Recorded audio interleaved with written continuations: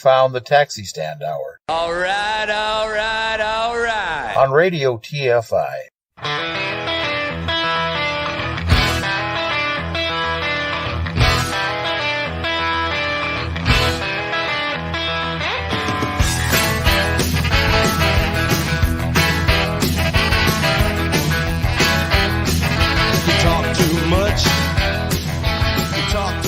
Join the conversation.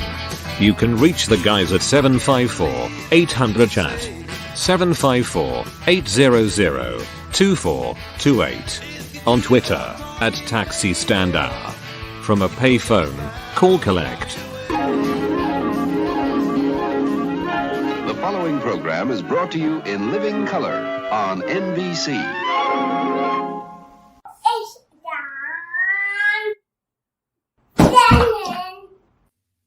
Indeed it is. Good morning, everybody. You are listening to the Taxi Stand Hour on Radio TFI and on the Radio TFI streaming network.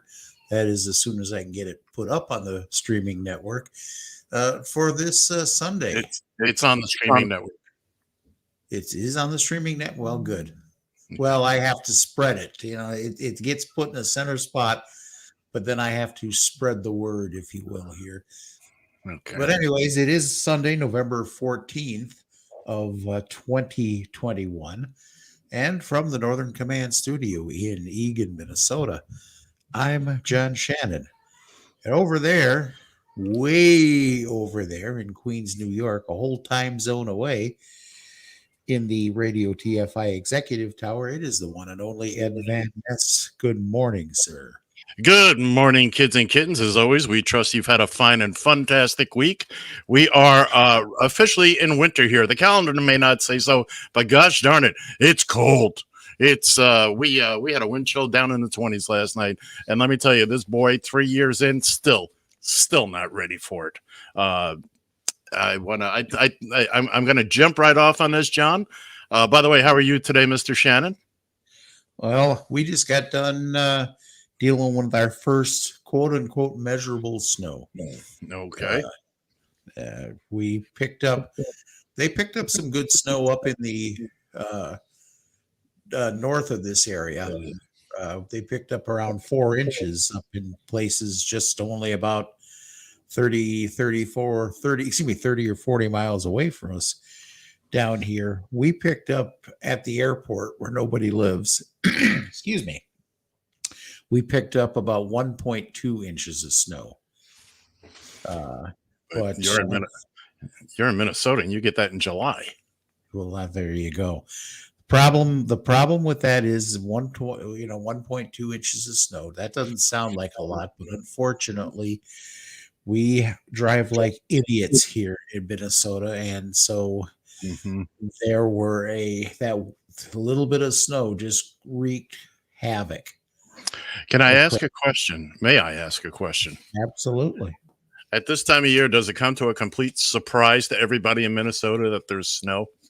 I'm beginning to believe that's the case. Who knew it snowed in Minnesota?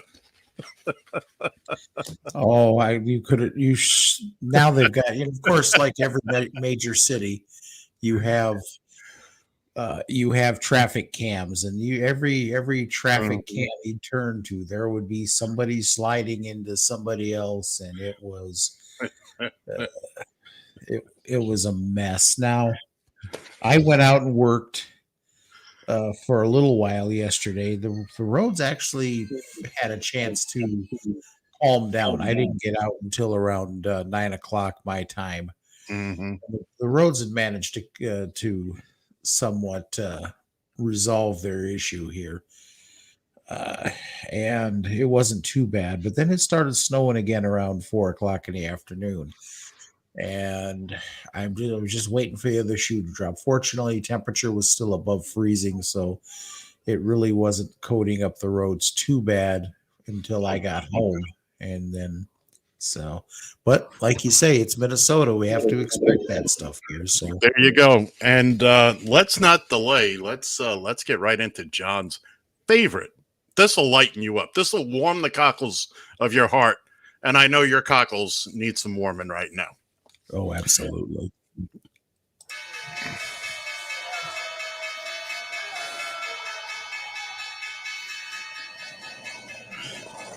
It's the Radio TFI Market Watch, brought to you by, we may have a sponsor. Uber closed the week at $47.19, down $2.07. My birthday, 2.7. Meanwhile, Lyft took a drop down to 53.55. It's only 59 cents, but a drop is a drop. This has been the Radio TFI Market Watch. Help! You want to hear the sponsor? Potential. We're in talks. You ready? Okay, go ahead. Miami has a Dolphin, the greatest football team. We take the ball from goal to goal like no one's ever seen.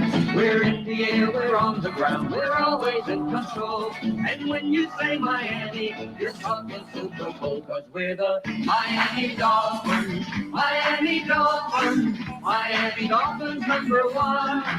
Yes, we're the Miami Dolphins, Miami Dolphins, Miami Dolphins #1. Everybody! 2 wins in 4 days, baby. 2 wins in 4 days. You do realize why the Dolphins are considering sponsoring the stock market report.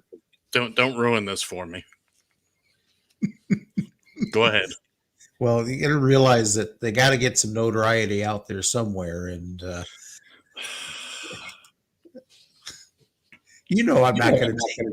I'm not going to take it easy on you when it comes to the Dolphins.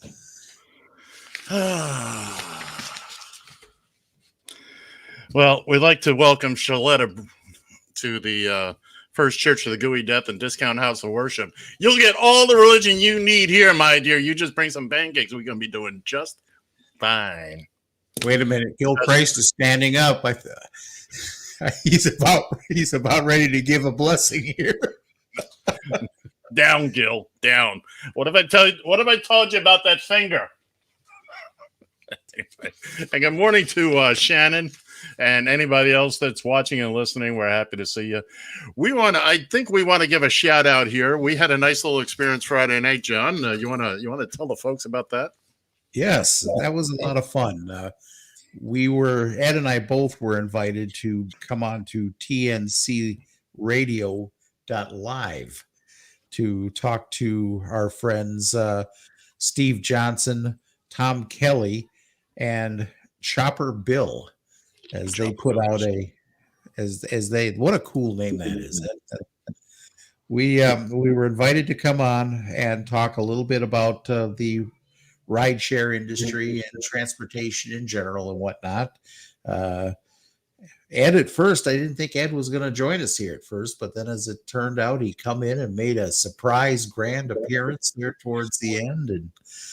And so we had a lot of fun with that. And they dropped quite a bit of information on us here.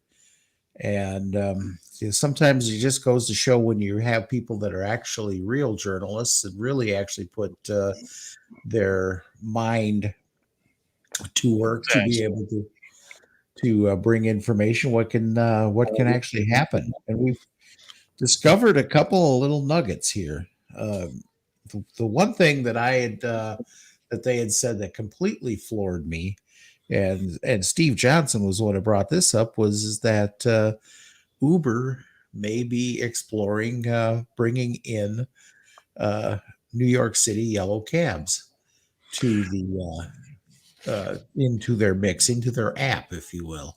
Mm-hmm. And we had to. He didn't quite have it right because he was still thinking that Yellow Cab was a company in New York, and we had to correct him on that. But I did a little bit more looking, clicked a couple of links, and figured out that it was actually the taxi. What is it? What is the governing body here? TLC, not to be confused. Taxi and Limousine Commission, or as Steve kept referring to it, the TFI. Yeah. And we had to remind him, we hand out licenses for other things, not the taxis in New York City. But so I did a little look, and apparently the TLC is really kind of warm to this idea. This was something that was had started in September, and it'd be interesting to get some more information on this to see if they're actually going to wind up doing this. They're not. You don't think they will? I unless they want that building. The TLC's main headquarters is about 5 blocks from where I sit right now, from the Radio TFI Executive Tower. We can see it from anywhere above the 5th floor. And unless I want to, they want me to be able to roast weenies off the balcony. Well, for when they burn that building down, it is bad enough what Uber has done to this city. To inflict them on the yellow cab drivers of this town. For any number, first off, there is rooftop advertising. There's been rooftop advertising on taxis for a long time now. Now they have dynamic advertising. It's been around for years, where the ad will change on the vehicle. Anytime it's stopped, it won't change while the vehicle's in motion, but it changes when it's at a red light, and it updates, and it'll cycle through 10 different ads, whatever the number may be. Well, I've noticed in the past month or so, more and more taxis are new LCD screens, and they are, it's for more information to advertise here. It's whatever at uber.com. These are Uber signs. Now, I can live with that if they want to get into the rooftop advertising, because there's actually real money there and very little. Oh, yeah. Very little input. But yellow cab drivers, for the most part, are not interested in dispatch. Unless it's the wheelchair accessible stuff. There are things I was doing with for the brief period I drove, but they're more interested in flags. And I can tell you from driving around a lot around Manhattan lately, there's people out there with their hands out all over looking for cabs. So it is definitely back. And to have to tell somebody, all right, the guy that chopped off both your legs and 3 of your fingers is not only moving into your house, but he's going to be in charge of everything. It's not going to happen.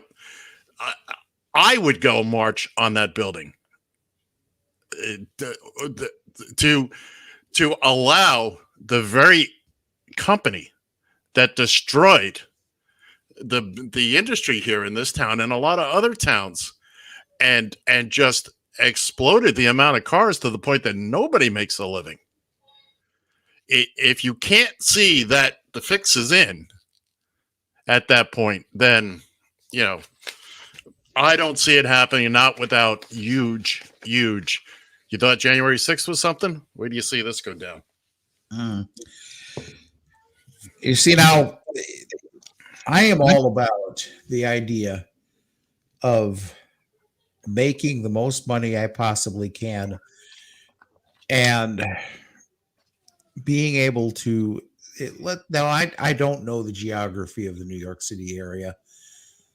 So so if I sound like a rank amateur at this, please forgive me. But if I were to take somebody from Manhattan to, let's say, up into Queens, and now do you see people flagging down cabs as much in Queens as you do in? You do now, because it's more of a, over the past few years and pre-Uber, they had instituted what they're called borough cabs, the green cabs. This used to be all the gypsy cabs, the unregulated stuff. Now they're all regulated. And the idea was, in the outer boroughs, the places that didn't get a lot of the service from the medallion yellows, that they would have that service. So people got accustomed to doing that. And where I live, there are so many taxi garages. It's not unusual to see a yellow cab for hire. Maybe not on my corner, but if I walked up 2 blocks to the main road, Queens Boulevard, I could flag down a cab easily. Just go to the gas station I go to and wait. Somebody will pull in to buy gas. But It does happen. There is a dispatch system needed of sorts in the outer boroughs. It would be helpful, but still you have a lot of drivers who are nitwits who will only strictly work Manhattan. They would deadhead back. See, that's just silly. That is. I agree. You're passing up money in the streets. Well, it used to be you couldn't find the work because, now there is a dispatch system that a lot of these drivers just don't take advantage of. The yellow cab drivers do, the green cab drivers do, but not Manhattan. So until and unless the yellow cab drivers get hip to the, here's the thing. They don't want to get locked into a call knowing they're going to pass 10 people flagging on the way. Well, that's just it. And we both know that amongst Uber's other problems is their dispatch system there that thinks nothing of chasing a driver right anywhere from 3 to 5 or more miles away from a ride.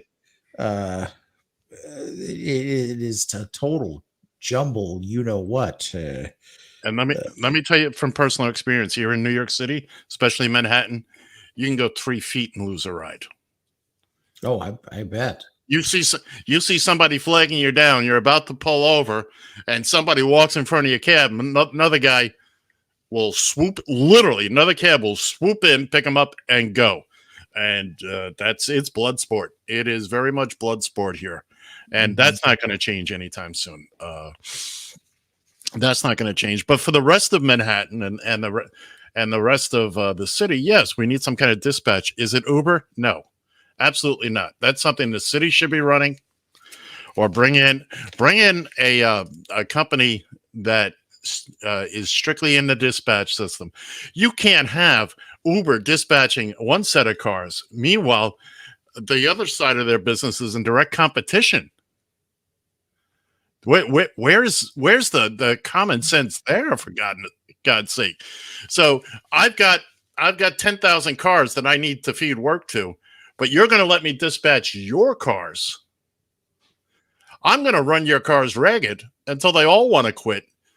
And I'm going to, gee, folks, it may take an hour or so to get a yellow cab to you. Oh, maybe try with the Uber app. I hear they're not busy right now. It's just ludicrous.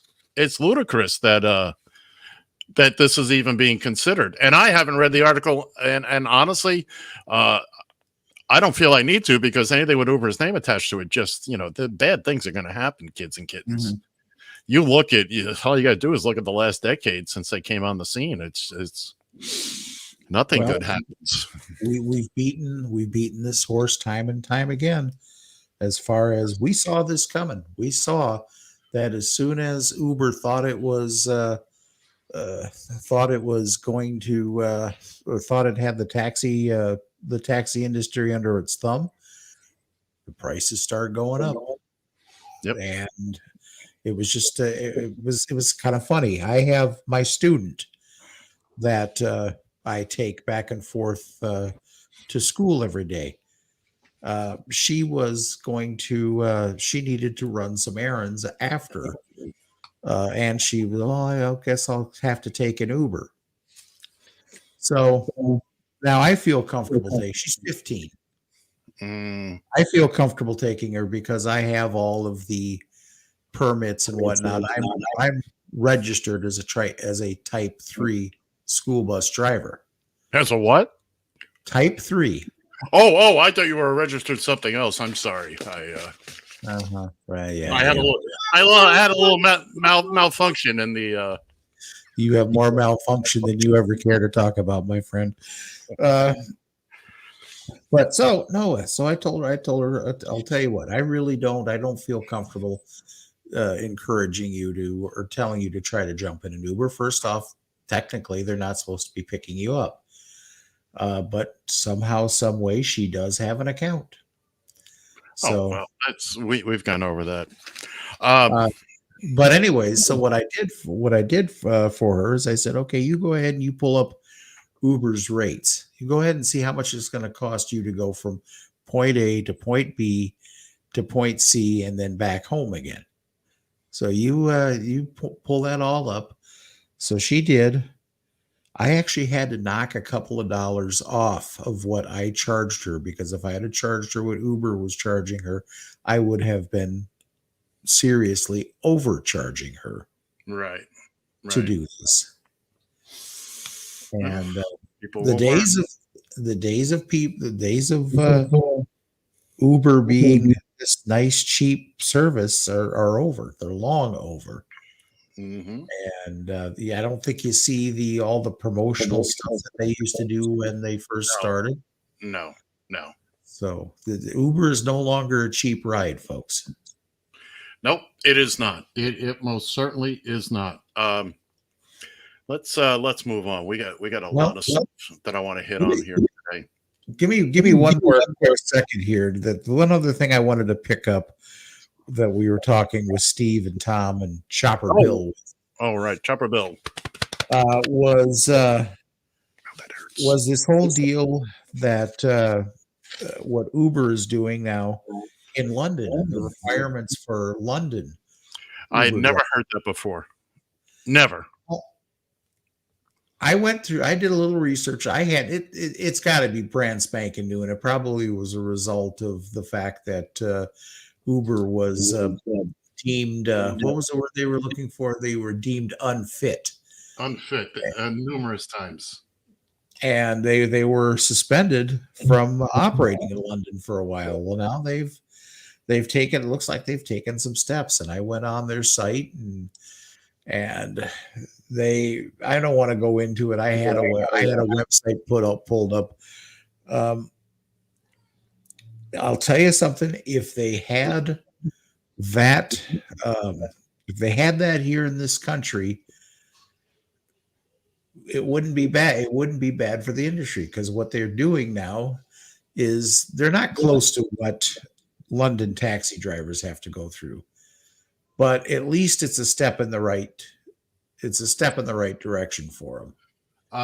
And again, I think Steve was misinformed here. I'm going through my uberpeople.net London forum, and I've already gone back 2 months, and there is not one mention, not one, of anything like this. And I think Steve was either misinformed. I believe Steve believes what he believes, but I think he did not get the correct information, because again, there is nothing here.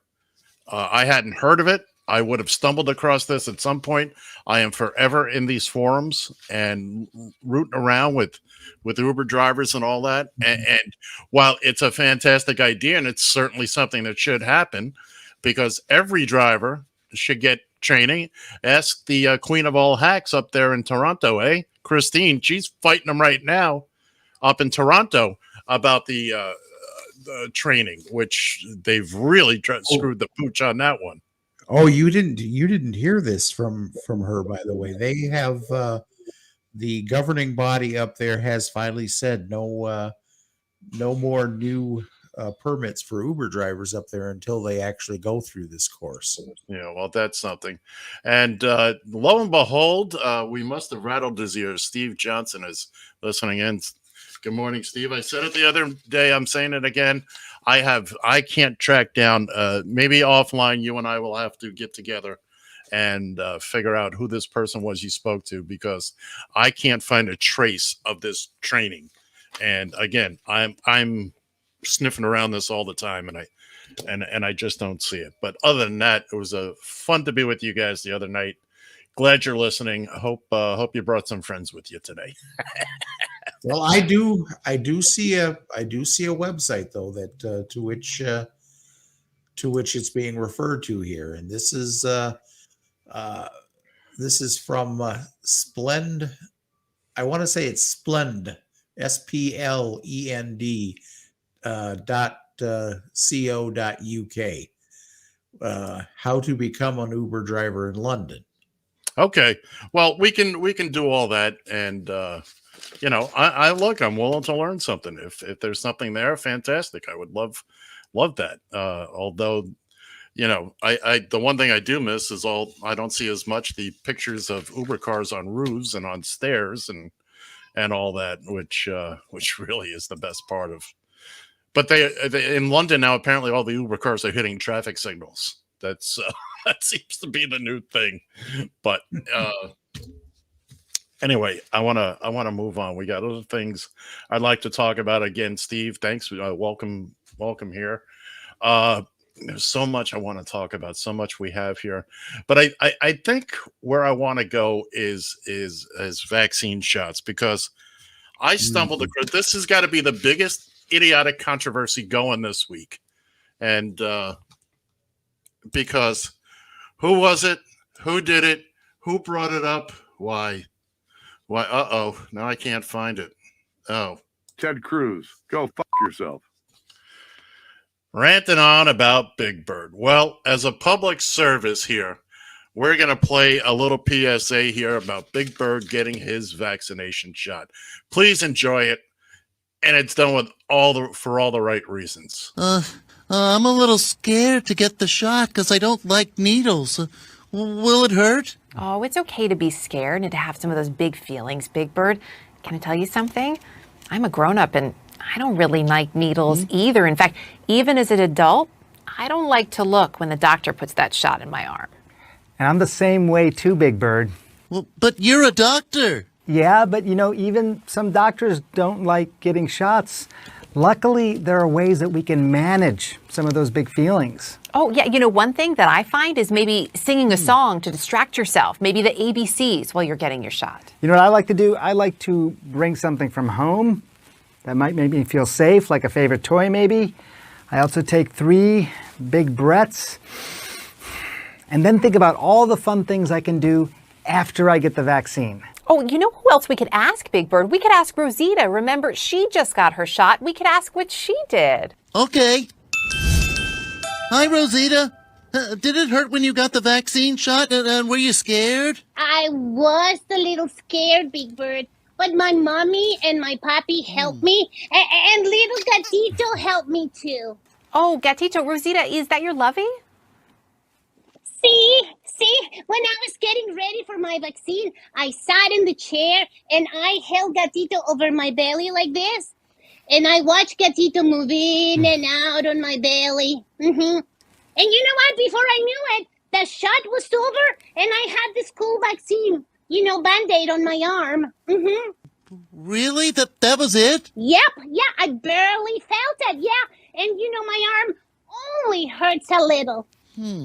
Well, gee, thanks, Rosita. Oh, that makes me feel a lot better. And look what I have here is what we needed for your vaccine shot. Radar. Oh. Yes, it's time to go, Big Bird. Good luck, Big Bird. We're rooting for you. You're going to do great, Big Bird. We'll see you when you get back. You've got this, Big Bird. Okay, Granny Bird. Let's go, hun. Well, a couple of things on this. First off, Ted Cruz, you'll never beat Big Bird. I hope he does for real run against you in Texas. Second off, people in Texas, why do you keep electing this nitwit? Third off, did you notice the teddy bear? I did. And I didn't get it yesterday when I first saw this video, but I got it now though. Yep, okay. Radar. And why is it called? Same little bear that Radar O'Reilly carried with him. That is correct. Most of the time. So yes, I did catch that. I think they did an excellent job there of keeping kids, explaining it to them in a way that's not talking down to them, but just explaining it in terms they can understand. There's nothing to be afraid of. They don't deny that it's going to hurt, maybe a little bit, but you're going to be fine afterwards. You'll get a cool Band-Aid and you'll be able to see your friends and your mimas and your nanas and your pop-pops and everybody else again. Your abuelas, etc. I only have one question with that, though. Sure. With all these fuzzy Muppets getting their shots, how are you going to make a Band-Aid stick? You're going to have to shave that little spot there before they make the Band-Aid stick? All right, ladies and gentlemen, boys and girls, the point is here. John is looking completely in the other direction. That's Hey, while we're talking, 1 while point. we're talking about the vaccination here, of course, there's always somebody that has to make a big deal about this. Now, I'm going to warn you ahead of time. This is actually some stuff I added from last night. I can see that. So there's going to be a little bit of language involved here. So please hold your ears. It'll be okay. Trust me. But give this a listen. Yeah, we're gonna just sit. Hi. So we in here, no cards asked. We sat down, guys, no cards asked. And we came without a fucking mask. Mission accomplished. For the card? Oh, we don't have a card. We don't have a card. Huh? I don't have a card. Then you can't see me?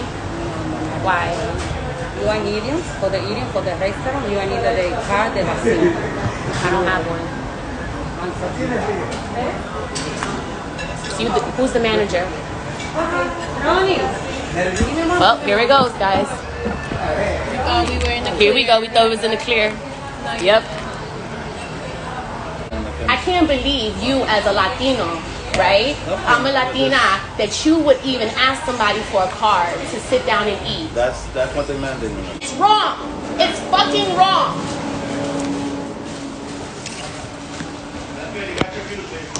Yeah, I did get my views. It's not about views. I did get my views. I'm very happy. And now I'm going to tell people not to come here.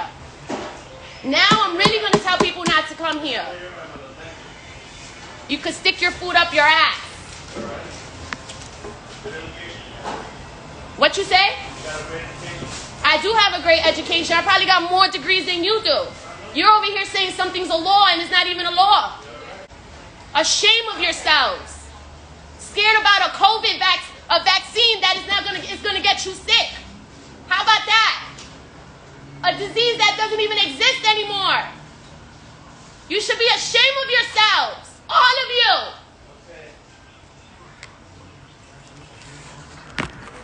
All of you should be ashamed of yourselves. How you treating people because they didn't get a fucking vaccine.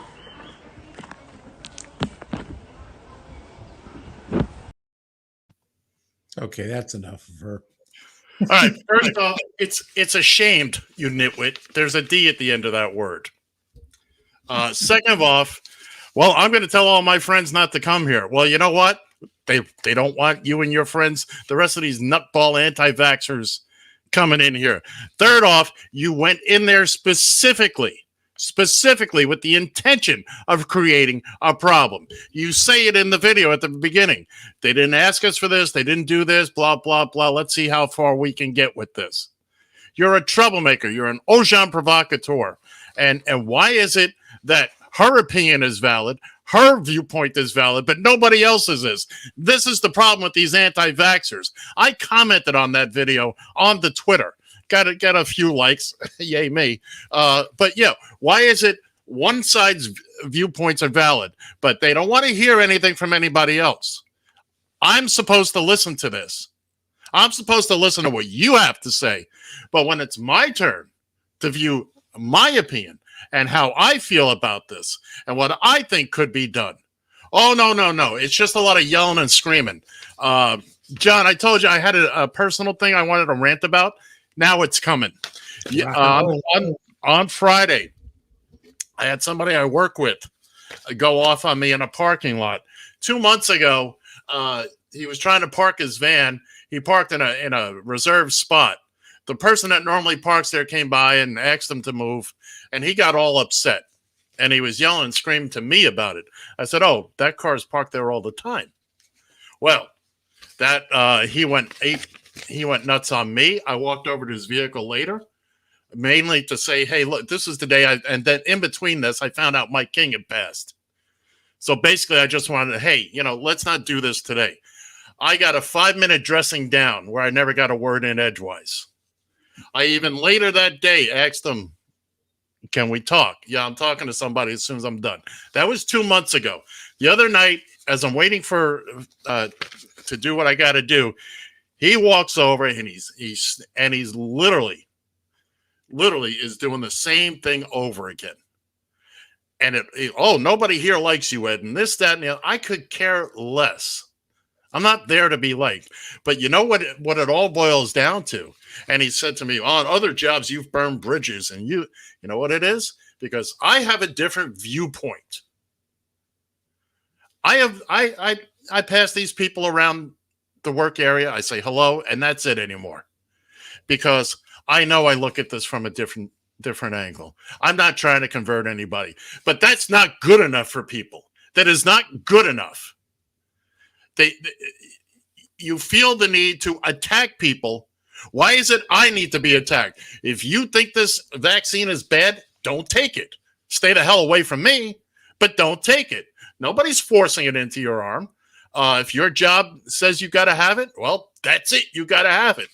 But getting back to my little incident the other night, this diatribe went on for about 10 minutes that I had to sit there and listen to it. I got a little involved, but what Knucklehead doesn't know is I've got it all on video, because he doesn't know that I have a dash cam pointing right at him, because he didn't bother to look. And he also hasn't spoken to me in 2 months. It's no secret. I've told multiple people I have the dash cam. So I've got it all on dash cam. And what I'm going to do with it, I haven't decided yet. And, but I am tired. I am sick and effing tired. You got an opinion? That's great. Maybe I disagree with it. Take care, Steve. Thanks for tuning in. I have an opinion. You have an opinion. We all have opinions. They're like assholes. Everybody's got them, and they all stink. Absolutely. But this nonsense of walking into a business that clearly states,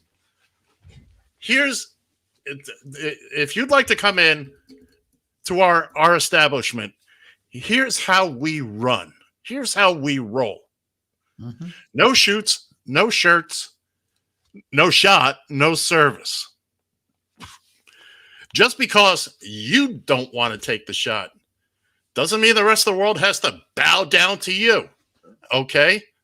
We've got half the planet has taken this vaccine so far. And guess what? That half of the planet, yeah, there's been some breakthroughs, but it hasn't been severe. Nobody's in the hospital. Nobody's on a ventilator. And, you're idiots. All of you, you anti-vaxxers. And I'm tired of it. You're all idiots. Okay? Because one orange nitwit who, good God. Oh, by the way, breaking, Steve Bannon was arrested in a morning raid. Just kidding. I was just practicing for tomorrow. Just because this nitwit wanted to see you all dead. And by the way, they're all vaccinated. All the Fox News people, all the people that you're getting your disinformation from, every single one of them is vaccinated. Okay? But to go into a business that clearly states, here we're going along with the mandate. Why are you giving some waiter a hard time? They're there doing their job. You're going in there looking to pick a fight, and then you're surprised when people fight back. I'm going to call the cops. Screw you. Screw you. Get out. Go away. Okay? Take your poor English-speaking skills. And the only degree you got is probably a roll-on bar of degree deodorant. My God. This is how you behave? There's plenty of places that are anti-vax restaurants. Go to those places. Don't walk in my joint when I've got it clearly stated outside, blah, blah, blah. Here's what you need to do. Here's what you need to know before you come in here. We're not hiding it. But you're going to go in there and pick a fight? You're going to pick a fight and you're surprised when you get your ass kicked. What do you think? You're the first nitwit to walk into these places and pull this nonsense? People are tired of it now. People are tired of it. And only because they don't want to lose their place of business are they not hauling off and beating the living shit out of every one of you. Okay? And for the rest of you walking around with the AR-15s and whatnot, screw you too. Because you think you're going to take over? I got news for you. We got bigger and better guns, and our guys are in better shape. Tapping out. I can't argue with anything you're saying there. She managed. I don't think it was her. I think it was actually somebody else that used this whole. It's freedom. It's freedom. You're violating my rights. You're violating your. I get so tired of it. I put out a tweet yesterday, and I don't get in the habit of reading my own tweets, but I'm going to put this one out here for you. And it simply says, I'm so tired of these anti-vaxxers who cheer the resistance to the mandates requiring vaccinations, all in the name of freedom. So I ask you, is it freedom when you are lying in a hospital bed in a coma, never to return to the normal that you once knew? Asking for a friend. And I saw that post, and I know the friend you're asking for. And I will, we've gone over this and over this and over this. Your freedom's not free. There's a price to pay for freedom, but your freedom cannot infringe on my freedom. Your freedom does not supersede my freedom. Okay, we're all in this together. There's every one of you running your mouths has had vaccines over the years. Every one of you has had vaccines. I can't, John. I can sense it. I can sense it here for. I want to.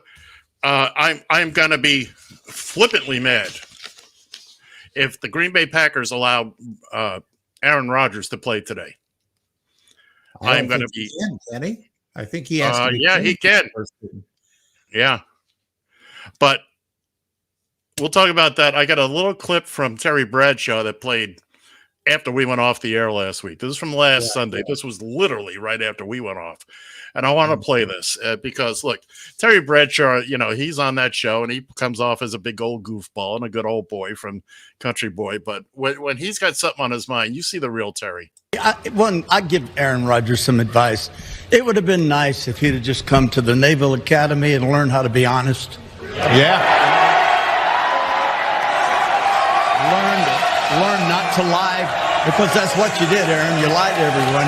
I understand immunized. What you were doing was taking stuff that would keep you from getting COVID-19. You got COVID-19. Ivermectin is a cattle dewormer. Sorry, folks, that's what it is.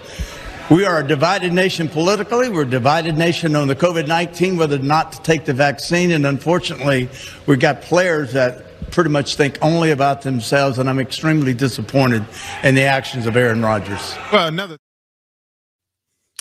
and I couldn't agree with Terry Bradshaw more on that. Absolutely. By the way, the Fox pregame was at the Naval Academy last week, hence the sailors and all that. Gene Simmons weighed in a little bit about this too, as well. I just wanted to bring this up and read it real quick. This is Gene Simmons from, I think, a week ago or so. I don't care about your political beliefs. If you want to walk amongst us unvaccinated, I have to read it there, Ed, so please don't take it down. Sorry. If you walk among us unvaccinated, you are an enemy. You don't have the right to go through a red light or smoke in a building. I hate this whole delusional, evil idea that you have to get to do whatever you want to do because of your rights, and the rest of the world be damned. And I couldn't agree with him more. Mm-hmm. He's absolutely right. That's exactly what I was just talking about. Why is it your views are more important than mine, or take precedence, or supersede, or pick your word, get out your Roget's thesaurus and find another word, but it doesn't change anything. And it's amazing. I had an anti-vaxxer last night in the cab on my last ride. Did you now? Yes. Nice little old lady. Picked her up, took her back home, and she was. She asked me if I was required to wear a mask. I tell them that it is suggested with our company. It is suggested that we wear a mask. We are also required now on our company to provide them with the card, with the vaccination card. Mm-hmm. Now, so I told her I feel I'm perfectly comfortable with the idea of this because I've had my vaccinations. Ed carries it right into the studio with him. Even No, I actually was sitting under under something. I have you to put it up. you haven't got the booster yet. I take it. I'm not eligible yet. I can't get it yet. Really, I'm not 65, contrary to popular belief. Yeah, but you have some underlying health conditions, though. I do not have underlying health conditions. I had a health condition. I did not have I had a heart attack. They fixed it. I do not have heart disease. Contrary to popular belief that everybody in my life seems to believe, I do not have heart disease. Okay. That would be an underlying condition. They went in, they fixed the plumbing. Your bathroom got clogged up 6 years ago. You had it taken care of. Do you still have a plumbing problem? No. No, you don't. Well, in your case, I don't want to speak out of line, but so this lady made a point of telling me that I wouldn't have gotten the vaccination except for, my husband's got weak immunity and whatnot, so I had to get it. Well, kind of, it was like tail tucked between her legs because she knew that she had to get the vaccination. Right. Otherwise, she's going to run the risk of infecting her husband, and we'd want to see that happen. No, but she was talking about the whole thing. It's a matter of freedom of choice, and this and that. And I hate to say it, Rod, I love you. I hope you get back to full health one day. But unfortunately, I kind of waned on this a while ago. But I'm getting to the point again where I don't care. If you don't have enough common sense to go out and do what you need to do to protect yourself, screw everybody else. I'll walk down the middle of a crowded building with a bunch of you anti-vaxxers and unvaxxed because I have mine. I feel safe enough in that. Would I possibly catch it? Would I possibly get minor, might get sick? Might have some minor symptoms. I'm not worried about it anymore. So my point is, the hell with you. Wait a minute, John. John. Let me finish the thought. You got Master Oliver there. Go ahead. I'm sorry. Oh my God. I don't care anymore. I really just don't care. If you're not going to get vaccinated, there's not any lick of common sense that's going to make you change your mind whatsoever. Go do it. Hospital, the ICU beds, it's not being really reported as much as it should be. We're back at max capacity in a lot of these hospitals. We are up here in Minnesota. We've only got a handful of ICU beds up here. And it's only going to get worse because people are starting to, you're going to be driven inside again. It isn't pretty out here to be out here trying to do things in the wintertime, unless you're that type of a person. Well, that's another story.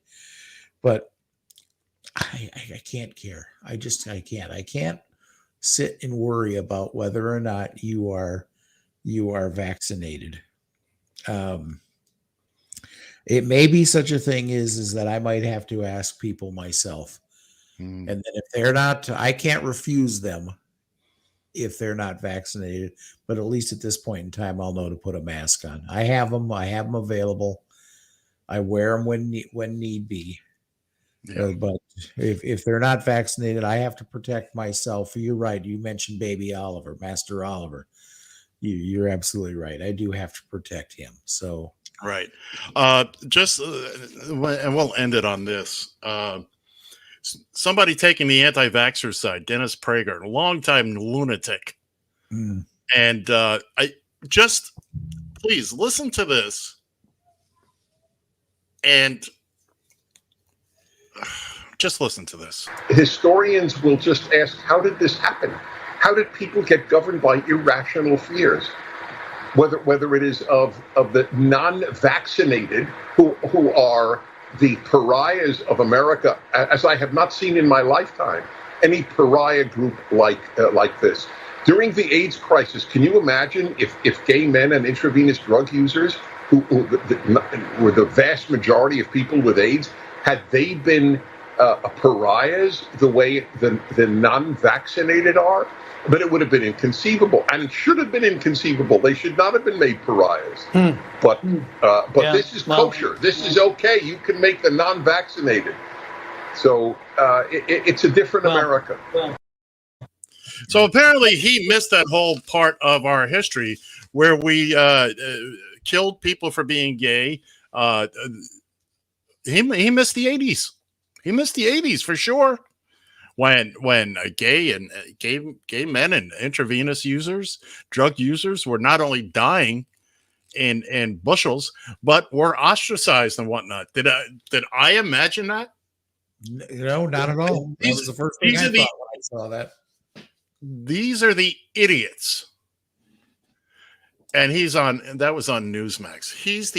These are the idiots that keep propagating this instead of helping get the world better. We have idiots like this. Dennis Prager. It's inconceivable that gay men and intravenous users would have been pariahed. Are you kidding me? Were you in a coma for like 15, 20 years? Did you? Before AIDS, gay men were ostracized. My God. Still to this day, it happens. Unbelievable. You're absolutely. That was the first thing that I thought of when I saw that. Did I miss something here? Did I? Was I sleeping during that particular point in time? I don't think I was. So, all right. How about a palate cleanser? How about a palate cleanser? Here we go. This is a good PSA. I want everybody to pay close attention to this and be ready to write down the address at the end. Is your democracy flaccid? Trouble maintaining a strong coalition? Tired of the parade of disappointing performances? Then you might be one of the 330 million Americans suffering from electile dysfunction. I get all excited about a new bill. The debate gets all hot and heated. We'll move things to the floor. And right when we're about to achieve a joint resolution, bam. Total government shutdown. Premature capitulation. I don't know. Every time I get an election, I think maybe this time will be different. Filibustering just doesn't make me feel good anymore. It's embarrassing, okay? Fortunately, there's the Freedom to Vote Act. The Freedom to Vote Act? What's the Freedom to Vote Act? The Freedom to Vote Act, what does that mean? The Freedom to Vote Act ends your tired, sagging, floppy relationship with politics by making Election Day a holiday across the country, banning gerrymandering, expanding voter access, increasing integrity, blocking foreign interference, empowering everyday citizens, and healing our democracy. Now my election is rock solid, and it works everywhere. Oh, it works everywhere. And it's safe. It used to take me forever to find the location. To vote. But with the FTVA, we have all day to get to the polls. And it only takes 2 minutes. Which I prefer, honestly. She really does. The Freedom to Vote Act is only for democracies healthy enough for electoral activity. Talk to your representative if you are experiencing greased palms, lined pockets, dictators, neo-fascists, or other pre-existing conditions, as you may not be healthy enough for the FTVA. Passing FTVA may cause an increase in being heard, power, a full expression of your inalienable rights, representation, and a rare federal condition called accountability. If you experience voting lines that last over 4 hours, call your senator, as they have not passed the FTVA. Talk to your senator about the Freedom to Vote Act and demand safer and more satisfying elections today.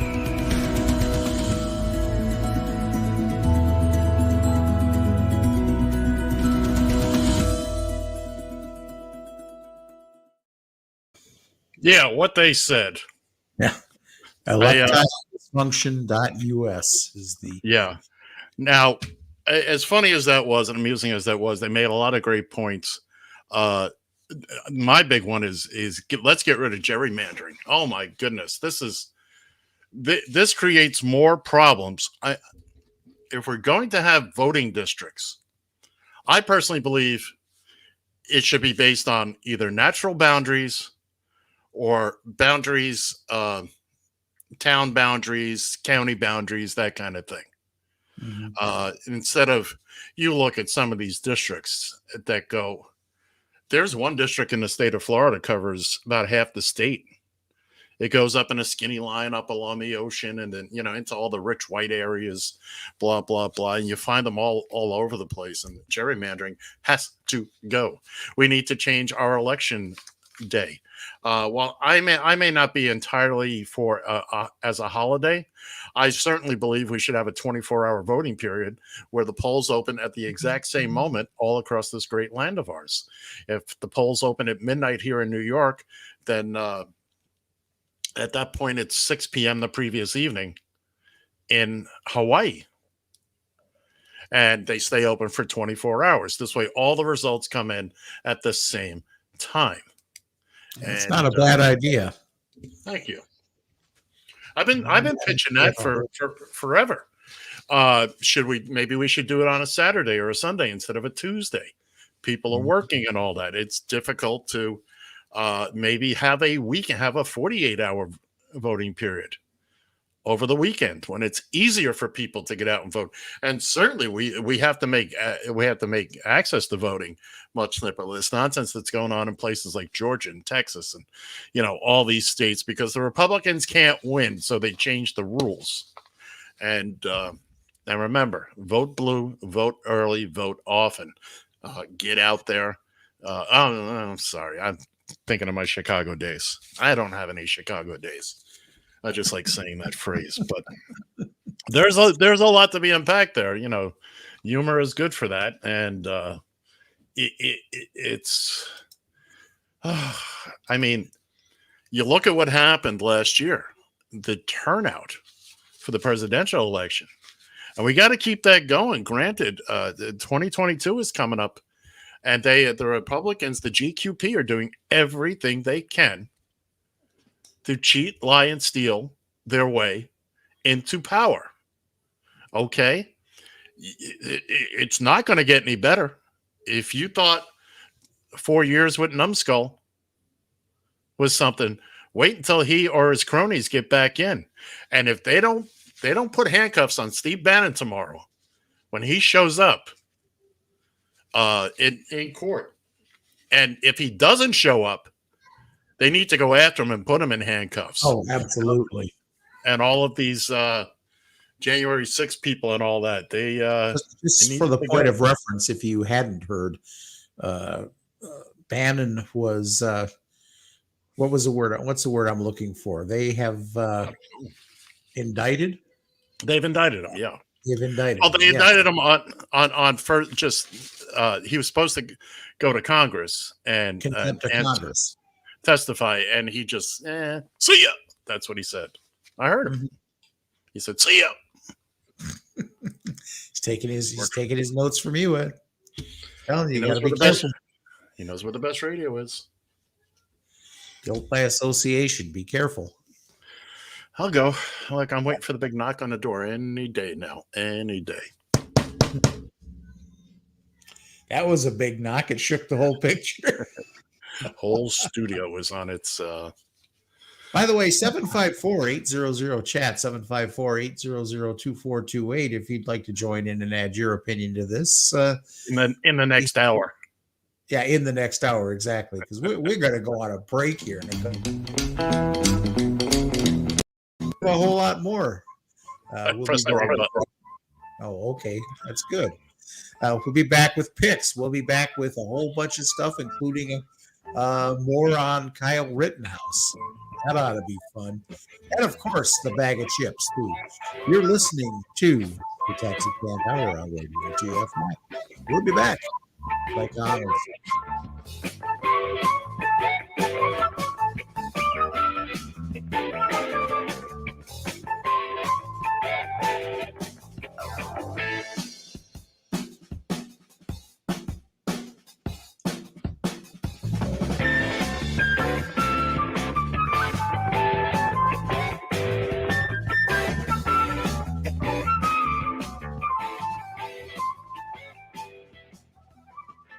Radio TFI. You found the Taxi Stand Hour. The worst radio I've ever heard in my life. On Radio TFI.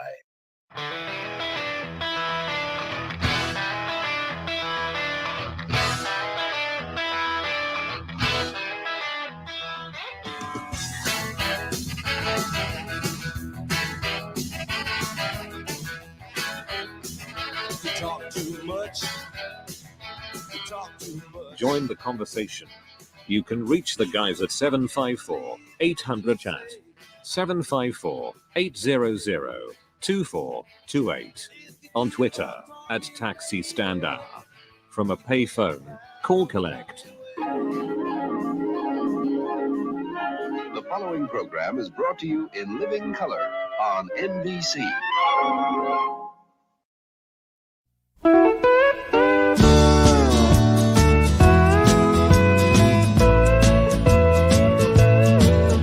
I was riding on a train to Austin, Texas, when a very lovely lady sat next to mine.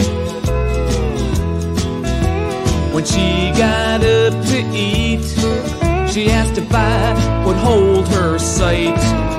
I was more than happy to, and now there's more I'd like to do.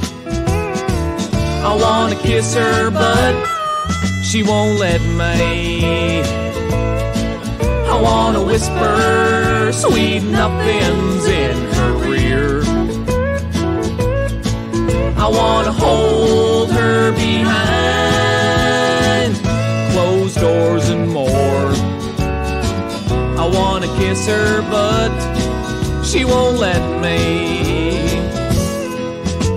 When she returned, she said she was an actress. She showed me an album of pictures of her opening, which she'd been sitting on. She seemed as sweet as she could be, but I could clearly see she was the kind of girl who stole men's hearts, then wrecked them. I wanna kiss her, but she won't let me.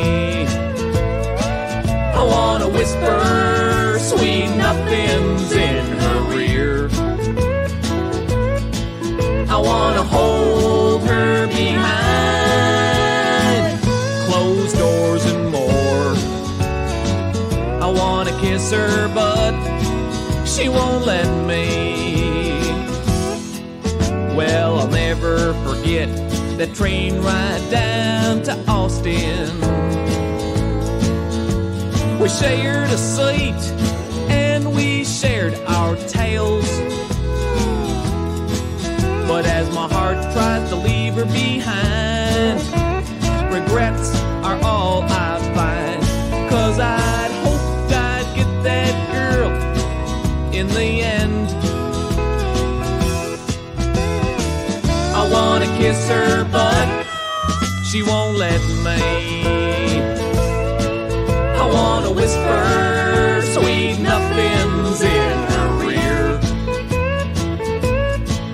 I wanna hold her behind closed doors and more. I wanna kiss her, but I wanna kiss her, but I wanna kiss her, but she won't let me. Wrecked him? Hell, it damn near killed him.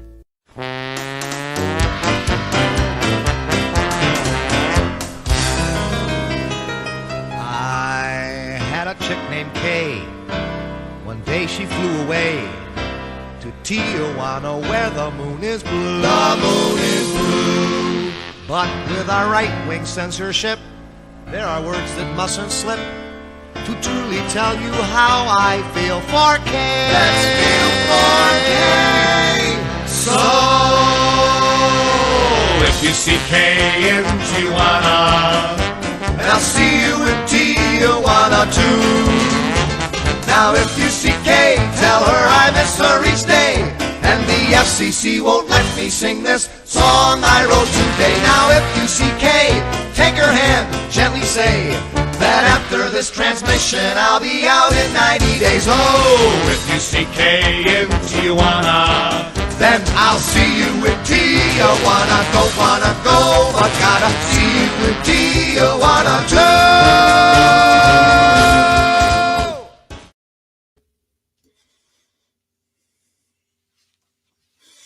I was waiting for the introduction. Oh, sorry. Yeah, I was waiting. I was doing the right thing, and now and then I get this look like any time now.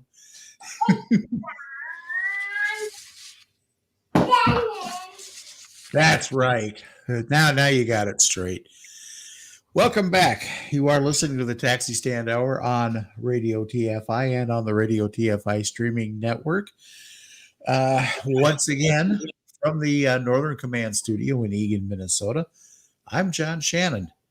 Over there in Queens, New York, where poor baby, it's 40 degrees and he's freezing his little tushy off. Oh, it's the one and only Ed Van Ness. Oh, this will make him feel sunny. He just put his Dolphins hat on, so now he's going to feel. Good morning, kids and kittens. Yes, I put on the hat to keep my head warm, and it's freezing over here. But not only that, Miami Dolphins, 2 wins in 4 days. Good gravy. Miami has a dolphin. Oh, there's more of that to come. Oh, we'll be talking more about that as we. John Shannon, good morning, sir. How are we this lovely day? Well, I actually, believe it or not, had time during that wonderful break. We got to have breaks like that more often. I actually had time to microwave a cheeseburger that was made last night. So, by the way, I put hours of work into that break last night. Literally. Hours of work. And what does John do? Gets right up, walks away. Doesn't I saw see it once. I did see it. I preview everything, gets put up on sits down literally as it's about to end, which is an improvement over sitting down 15 seconds after it ends, which is normally how we go here. Keep coming up with breaks with that length, and we'll be just fine. This is what I have to do. I also have, and now I'm trying to work that balancing act of not taking off YouTube, faceplant I could care about, Meta, whatever they're called these days. But my hat, is it my hat crooked or is it my head is crooked? I honestly can't.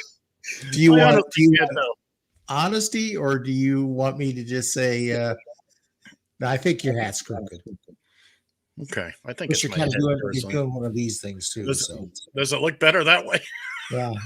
If you were a woman, I'd call you Eileen. I know Eileen. I leaned over. I know her brother Ben. Yeah. I gotta get a wah effect here. Who are we? What are we doing here? Why are we here?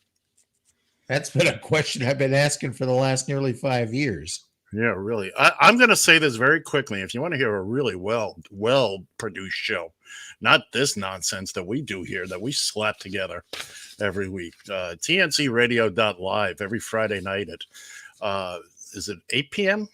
Was it? Oh, when were they? I think it's 8 p.m. Eastern. No. It's 7 p.m. Eastern time. 7 p.m. Eastern. Central. Correct. So you listen to those guys, Chopper Bill, Steve Johnson, Tom Kelly. Those guys are great. We had a hell of a time with them Friday night, and and then we come back to this. We love you people. We love our people. Don't misunderstand. It's not you folks. It's us. It's all about us. It really is all about us, isn't it, John?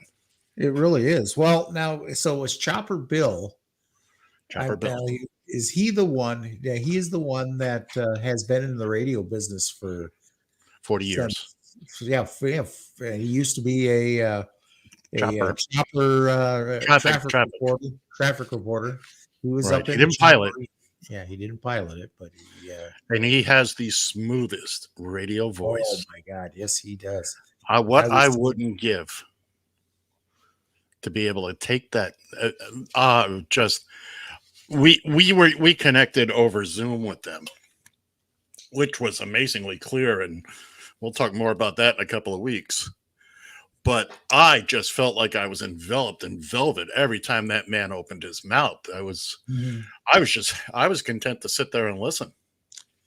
There's a big, more than one difference, but there's a big difference with him and what I try to pull off. I can pull off the radio voice. I can pull off that smooth tone if I want to, but it's hard to do when you're talking from the hip or from the cuff, if you will. He just, no matter, he could sing the alphabet song and have it come off. Maybe that's his natural. Maybe that's his natural voice. I don't know. I think it is. Some people just have that voice for radio. It's interesting. In real life, people say to me, "Oh boy, you got a voice for radio." Yet nobody on the radio has ever told me I have a voice for radio. You neither. Don't feel bad. I had one guy, because I went to radio. Was going to go to radio school. Unfortunately, a little thing like not having a high school diploma got in my way. Yeah. But I did the little read. Believe it or not, I read it perfectly. Mm-hmm. And I know you find that hard to believe that I did a read perfectly. I'm shocked. Enunciated the words properly, and the whole ball of wax. What is it? Even a blind dog finds a bone every now and again.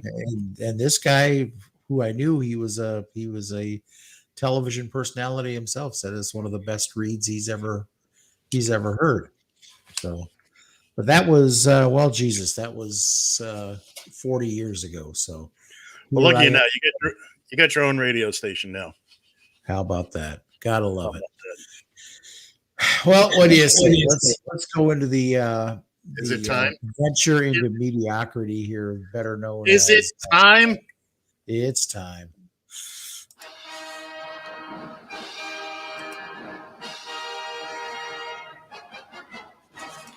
It's time for John and Ed versus the Spread, your weekly foray into the exciting world of pigskin approximation.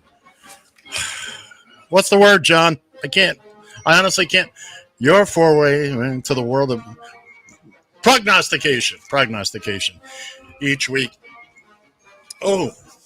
John just missed it. Shannon, Gerald, the computer who wears tennis shoes, and I will each choose professional football games and select winners using the point spread. At the end of the season, the winner will claim possession of the Radio TFI Gilchrist ceremonial sippy cups. Extra points can be earned by going for it with a 2 or 3 point conversion, if we have the nerve. Ladies and gentlemen, kids and kittens, it's John and Ed versus the Spread. Well. What a week it was. John had himself a big week last week. We're going to get into all that in just a moment. He's wolfing down his cheeseburger. And let's look at the standings coming into this week. There's John Shannon with the big 12 points. He's I'm right behind him with 11, and then there's Gerald, the computer who wore tennis shoes, coming in, bringing up the rear at 10 points. Picked up nothing last week. Nothing.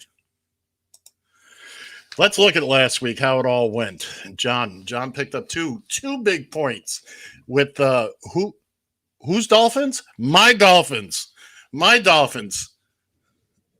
Where are you? And we'll just leave it at that. You got Arizona, right, boy, and then some, and you should have gone with your home team. I struck out straight across the board. I didn't have a chance one way or the other. I blew it every possible way. And so did Gerald, who also, with a snarky remark on his New Orleans pick about, hey, Atlanta, this ain't the Dolphins. You know, we remember such things, Gerald. We remember such things. So here we are. It's week 10. Can you believe it, John? It's week 10 already. Jeez. Where'd the year go? It's a small guy, that's for sure. I'll tell you what. It's I'll tell you what is what. I'm getting myself situated here. So let's start with our picks, and let's start with young Mr. Oops, I did that again. I did it again. Let's start with young Mr. Shannon. Fortunately, I have my script in front of me for this. So good. It's about time. Okay, so first off, I am going to go the Detroit Lie Downs, Mr. Johnson's favorite team, is they're going into Pittsburgh, where I forget exactly where I think they were an 8-point. 8 points. The Steelers are an 8-point favorite. Well, I'm going for a true double on that. Going for the true daily double. Yeah, you are. The Steelers giving up 16 points. You know, when I first saw that, I had to think, and because it's been so long since anybody's done a true double. Because the 13.5 is just the minimum. That's the minimum. My first pick, those New Orleans Saints visit the Tennessee Titans, and I got to tell you, I like what Tennessee's doing with my boy. Now his name just escaped me. He was with the Ryan Tannehill. Tannehill, the whole team is playing great. I'm giving up 3 points to Tennessee at home. I think that's as big a lock as you're going to find this week. And Gerald, what's up with you, boy? Good morning, gentlemen. After last week, I'm going with safe picks. My first pick is the New York Jets, getting 12 points. They host the Buffalo Bills. Jets, Jets.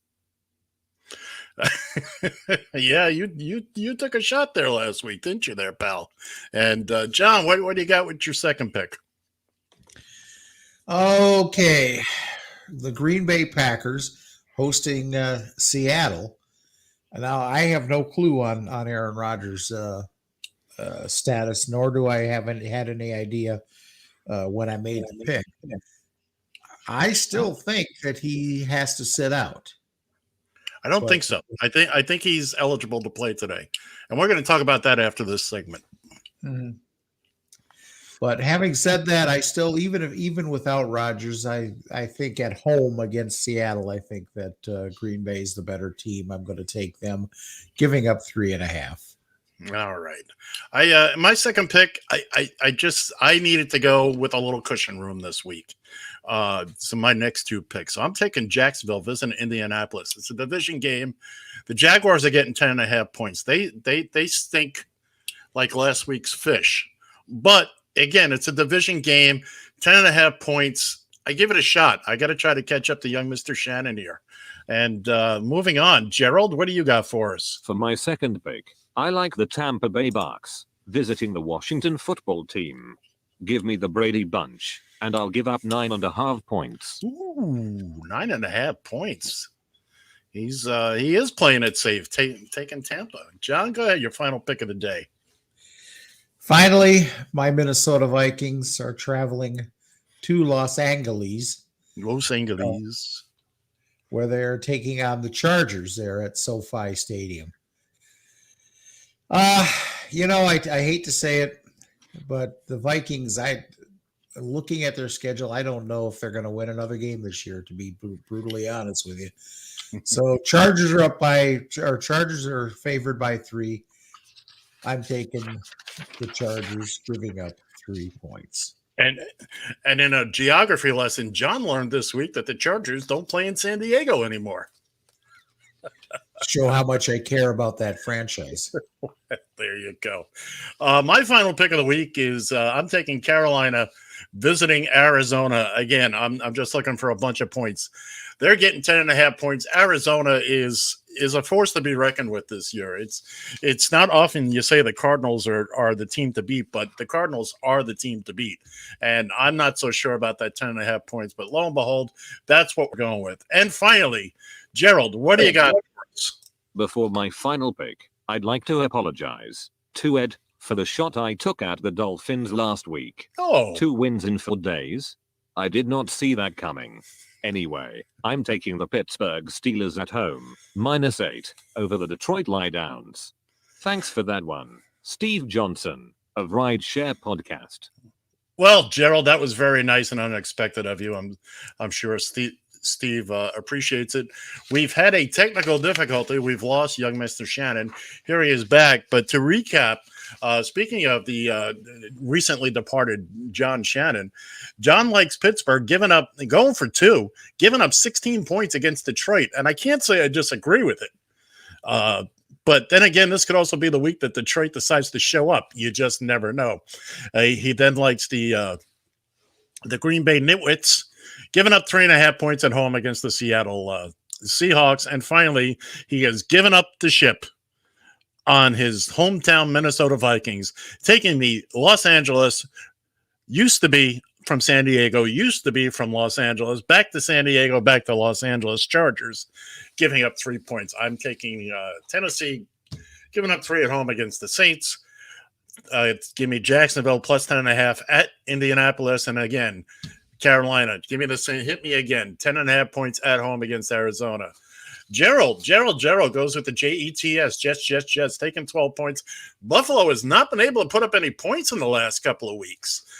They lost to Jacksonville 9-6 last week. I mean, so, honestly, picking the Jets is not a horrible choice, unless, of course, Buffalo comes back with a vengeance. And it's cold here today, so they're in their element. He also goes with the very safe pick of Tampa Bay, giving up 9.5 points, visiting the Washington football team. And finally, in a rare, it wasn't supposed to happen, but sometimes these glitches get through.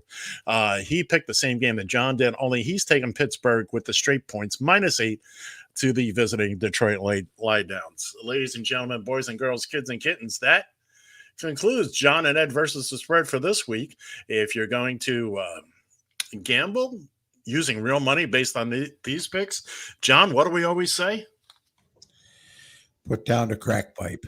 Put down the crack pipe. And that concludes John and Ed versus the spread for this week. And I want to say this I about Green Bay. I am more than perturbed about Aaron Rodgers. More than perturbed. Mm-hmm. He is somebody that people listen to. Right, wrong, deserve it or not, he is somebody people listen to.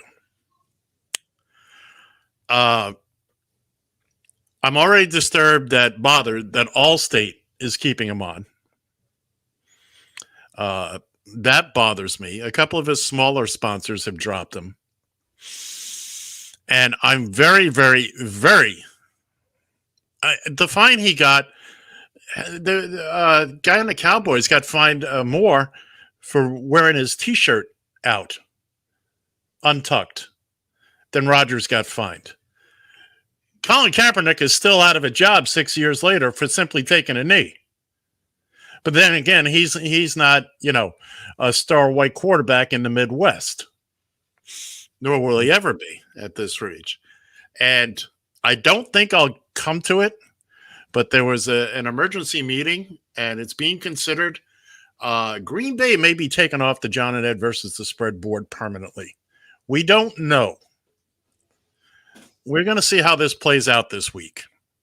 It's an unprecedented move, and it's unlikely to happen, but it's out there. This is how serious the gang at are taking it here. Again, it probably won't happen, but it is being considered. Anyway, John is sitting there with his a little steam coming out of his ears. Like, why wasn't I told about this? Anyway, hey, John. I very rarely do I pick the Packers anyway, so I really could care less one way or another about that. Well. Yeah, I don't know. This whole thing with Rodgers, look, it would be, it's all about money when it comes to State Farm. It would be more expensive for them to fill or to tear down all the ads that were featured with him, and some of them even had Mahomes in them as well. So it's a matter of money. You just stop showing them. That's all. Notice you haven't seen an Aaron Rodgers Allstate ad in the last couple of weeks? State Farm. Whatever. State Farm. You haven't seen one.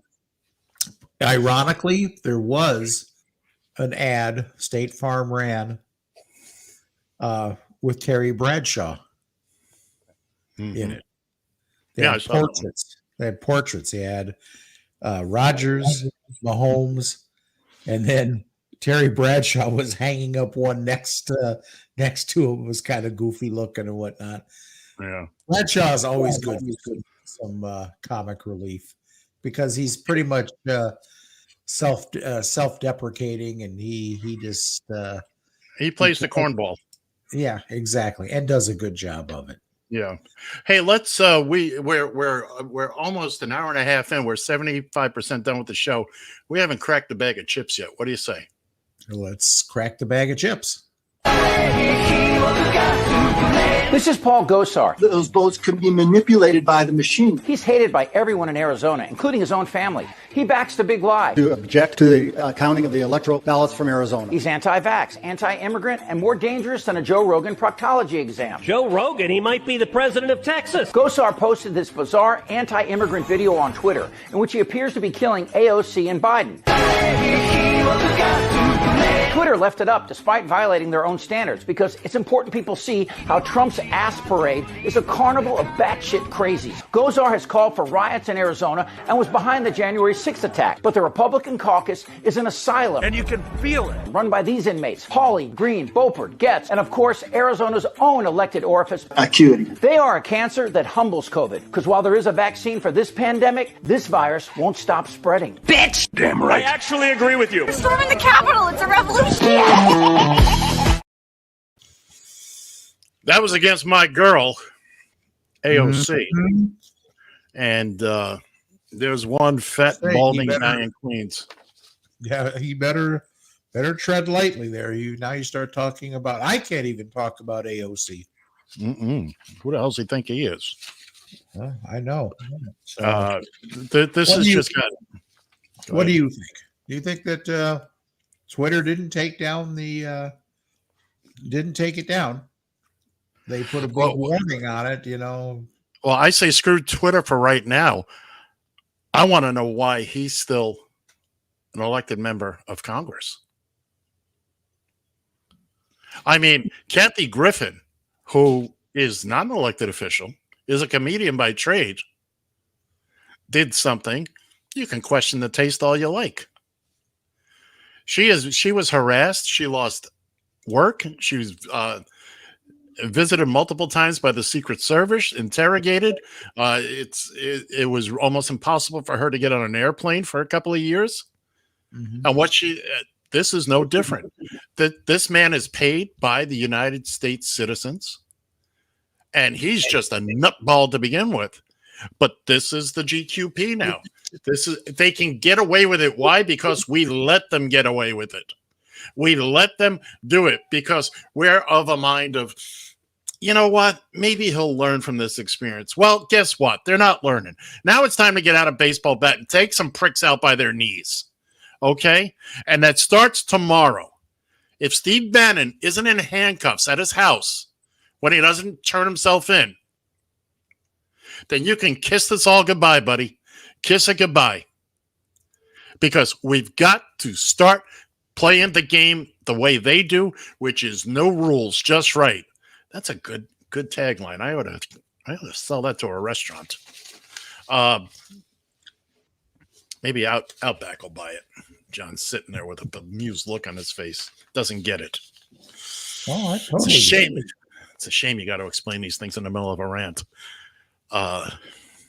Yeah, no, this is we're just getting out of hand. It's just crazy. These people, the whole January 6th thing should have been resolved by now. Why is it taking this long? So I think they want to get convictions that stick. We should have had the commission formed within a couple of months. It took 6 months to get the January 6th commission formed. Never should have taken that long. No, sadly, I foresee this happening this way. I foresee that this is going to be drug on and drug on and drug on right through the elections, and then all of a sudden the House will get flipped. Sadly, because that's a safe prediction based on history. Yeah, and this whole commission will get swept under the rug, and it'll be you won't hear anything more about it come Look, after January I understand. 2020, 2022, or excuse me, 2023. I understand the Department of Justice. Justice moves at a snail's pace, both the Department and Justice itself. But, excuse me. And I get that. I'm talking about the actual commission itself. It took 6 months to form that. Mm-hmm. The DOJ's been working on it, but now it's time to, and look, they've got people cooperating already. Not all the big names have come in yet, but now it's time to, excuse me, again, slap the cuffs. Bannon needs to be bitch slapped. They need to take one and bitch slap them. And then the rest of them will come tail between their legs. Because guess what? Trump ain't going to save you this time. There's no pardons. He has no executive privileges. The judge last week told him, a president is not a king, and you're not president. Executive powers don't continue on with you. The day you left tail between your legs is the day at 12 noon that day. Your executive powers cease to exist. The fact that you got a courtesy ride on the helicopter and on the plane, you ought to be happy for that. Now, didn't a appeals court rule in favor of Trump? No.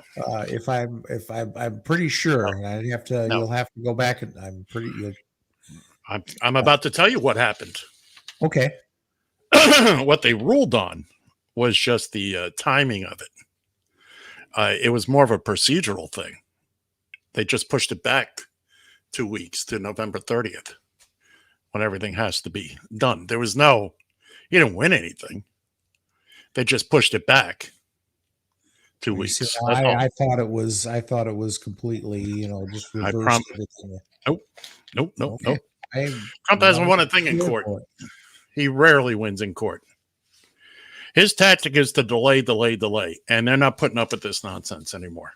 And they're going right after him. Before we get out of here, and I know we still have 20 some odd minutes left, but I don't want to leave without talking about Kyle Rittenhouse. Didn't Chip have something to say about him in the other segment here? He may have, and he does, and we'll get to that in just a moment. But did you see any of the testimony? Well, other than the fact that he was bawling like a little 2-year-old itself without tears, which is really impressive.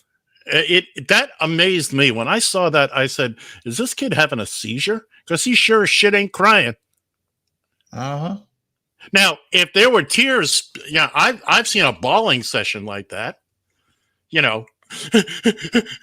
Everybody cries a little different, but no tears. That I can't. And the award for acting. By the way, why was a 17-year-old driven 3 counties over? He claims he was there to help put out fires. With an assault rifle? With an AR-15. Yeah, and to help injured people.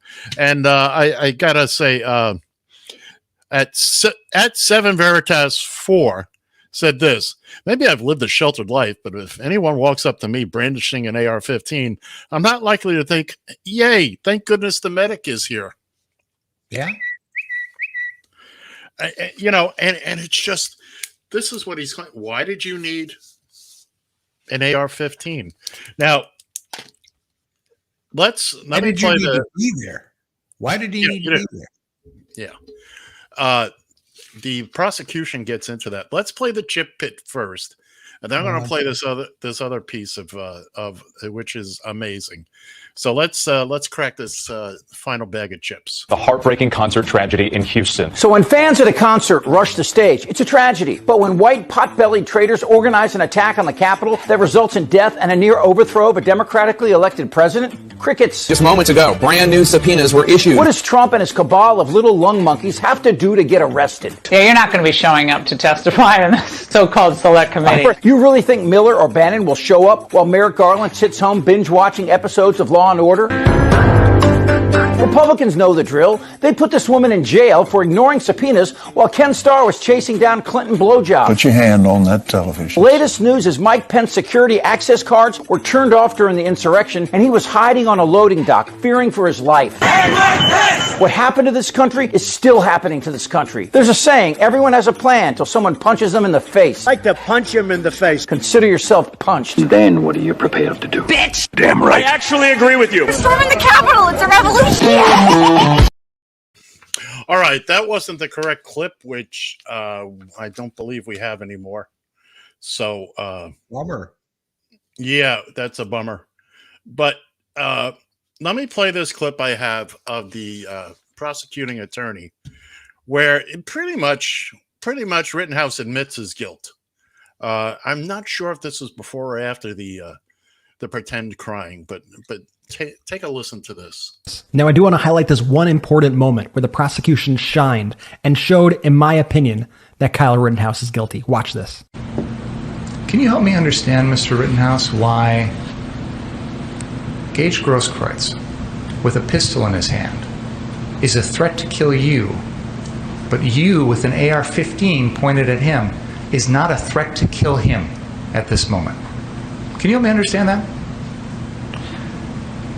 I've been attacked by several people, and he decided to come and point a gun at my head. Well, first, He hasn't done that yet, has he? No. So again, I ask you, in this moment, you told us Gage Grosskreutz is a threat to you right now. Yes. He's got a pistol not aimed at you. You've got an AR-15 aimed at him. Why is he more of a threat to you than you are to him? Because he was moving at me with a gun in his hand. This is right after you've killed Anthony Huber, correct? Yes. Right after you fired 2 shots at almost point-blank range at the man running towards the camera right now and missing him, correct? Yes. This was not some innocent kid trying to protect his community. Kyle Rittenhouse's mother drove him across state lines, 45 minutes away from where they lived, 3 counties over, armed with an AR-15 and 30 rounds, which he obtained illegally. And remember, despite his crocodile tears, this is the same young man who, after he pleaded not guilty to his charges, was seen in a bar wearing a shirt that said "free as posing with the Proud Boys, making white supremacist hand signals. Oh, and yeah, the judge told the prosecution that they were not allowed to use these photos in the trial. Let's be clear here. This was a young man who was radicalized to violence and programmed to kill by a right-wing media who dehumanized his political enemies and called for bloodshed. And the tragic part about it all, the right-wing media, politicians, and influencers hoist up Rittenhouse as a model citizen, as a hero who all kids should emulate. And they are hoping to create an entire army of Kyle Rittenhouses to unleash on this country. Now imagine Kyle Rittenhouse was a young black man. Oh, first off, he wouldn't be alive to talk about it. That is absolutely correct. He would not be in a bar with the Proud Boys. His family would be making funeral arrangements. As sad as that is. You're absolutely right. Absolutely. So hopefully this could, I mean, the prosecution just nailed him right there. You can't, you're pointing an AR-15 at a guy who's got a gun, but he's not pointing it at you, and you've just fired off 2 rounds and killed a guy. Who's the bigger threat? I'd say the guy who can squeeze off a bunch of rounds with the bigger gun, who just killed a dude. Well, it's the question goes back to this: who in the hell thought it would be a good idea for a 17-year-old untrained in any type of crowd control or anything to that matter, not deputized by by anybody in Wisconsin. What is he doing there to begin with? Right. Yeah. There were plenty of people there, medics, and there are people that were helping out, weren't carrying guns. That's right. He Because was there to pose a threat. Period. Because I fully expect my medic to be armed to the teeth. Exactly. Speaking of 17-year-olds, the governor-elect in Virginia, Youngkin, his 17-year-old son tried to vote. They say twice, but and he's writing it off. He's laughing it off. Oh, it's just a kid. He went up and they told him he couldn't vote. Why is a 17-year-old even trying? Does he not know his dad's running for elected office? And wouldn't the kid at some point say, "Hey, Dad, I'm going to go vote for you"? And Dad's should say, "Thank you, son, but you're only 17. You can't vote this time." Why did he try to go vote? Because that's what they do. They cheat. And they don't deny that it happened. Why is a 7? Look, I'm really getting. We got to start doing light stuff in hour 2. This is supposed to be the light hour. We're supposed to be off here. You're absolutely right. Unfortunately, some of the stuff that we were talking about the industry and what have you, did kind of drag on a little bit. But it's hard. This was a bad week when you figure everything that was happening. You had the Gosar video. You've had the Rittenhouse trial. There's been a lot of stuff happening, plus all the crap with the vaccination and the further resistance by the anti-vaxxers. I understand that a court blocked President Biden's mandate as far as large companies, large employers, as far as the vaccination is concerned. There has been a lot of really bad news this week. Oh, and did you hear that the former Cheeto in charge has sent an envoy to some country somewhere? Although he's not president and he can't send ambassadors. No. As representatives of the United States, but that doesn't seem to stop him. No, he is acting. Trump is still acting like he's president. He didn't act like he was president when he was president. Okay. He's still pretending. Okay, better word. Still pretending.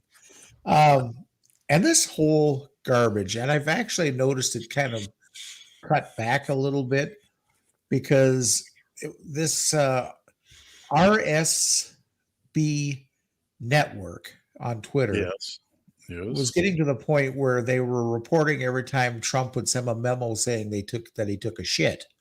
Yeah.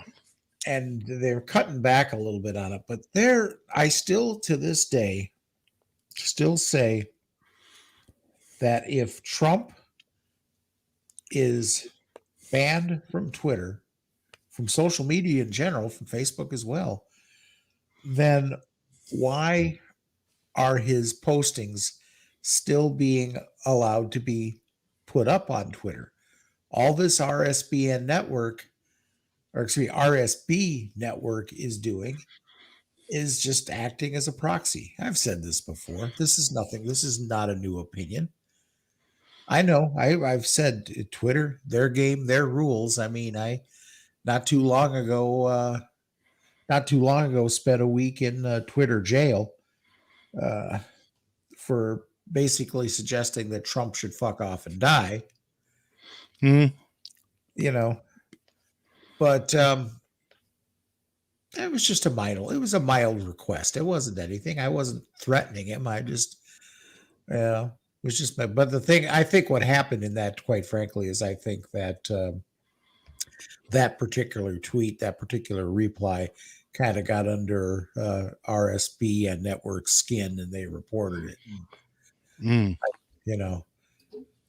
They have more followers than me, so their opinion is probably more important than mine. Well, keep in mind, Trump, like it or not, he is a person of notoriety. He's a public figure. They are not, all they're doing is posting his memos, if you will. his bulletins, his statements. They're not retweeting anything. They're not liking anything on behalf of him. There's, et cetera, et cetera. Is it a loophole? You better believe it's a loophole. But that's our country. I just got a reply. I came across a tweet last night, and we're going to veer off just slightly, but not really, because it has to do with the election, the presidential election. Steve Ferguson wrote, who gave the order to stop counting votes in the swing states on the night of November 3rd, 4th, 2020? My reply was, explain to me again how only the part of the ballot for president was rigged, not counted, or magically delicious, but the remainder was okay. Asking for a friend, not really. And I got a response from Jerry at Jack Doolittle. If you can, please explain how blocking Windows says everything is fairly counted here. Oh, yeah, plus all GOP observers were pushed out. Then President Trump lost his lead. I don't know. I guess there was one place where they, they did something like that. But they just can't accept they just can't accept it. We all had to suck wind and deal with it in 2016. But, he sent a picture along of somebody holding up a piece of cardboard to a window. I don't get it. I don't get it. It's again, the top of the ticket was cheated, but the rest of it, where the GQP people were elected in, those were fine. It was only part of the ballot that was not counted, apparently. And I say do the whole thing over again. You'll see how many they can't accept the fact that Trump lost while the rest of their people won. No, but even their people were tired of Trump. Excuse me. Enough of them. Where are we? What are we doing? I've completely fuzzed out on what I was doing here. You're all right. I'll tell you what. Let's do, because this is something that Midas Touch spent money to air. They bought some ad space, and Fox News decided they didn't want any part of it. So this is what Fox News doesn't want you to see. Ooh. Last thing before we go tonight, a liberal political action committee, ardently anti-Trump, whose commercials and podcasts we've aired occasionally in the past. They're called the Midas Touch, and this weekend they put this out on social media, quote, we made a $184,854 TV buy with this ad on Fox News this week. Fox News just denied airing our ad. Retweet and get it out in every corner of the country, they say. Well, we have a pretty good reach, too, so we've chosen to air it tonight. While you watch, ask yourself what isn't factual about it, which people in it aren't real. It's about the attempt to overturn our election, the insurrection of 1/6, and the story is told by those in the fight. I'm proud of the officers I worked with on January 6th. They fought extremely hard. Our worst nightmare really come true, an attack on American democracy right here in the nation's capital. I experienced the most brutal, savage, hand-to-hand combat of my entire life. I received chemical burns to my face that still have not healed to this day. I just remember people still swinging metal poles at us, and they were pushing and shoving. They were spraying us with, bear mace and pepper spray. They were all shouting at us, calling us traitors. It's been very difficult seeing elected officials and other individuals whitewash the events of that day or downplay what happened. As an American and as an Army veteran, it's sad to see us attacked by our fellow citizens.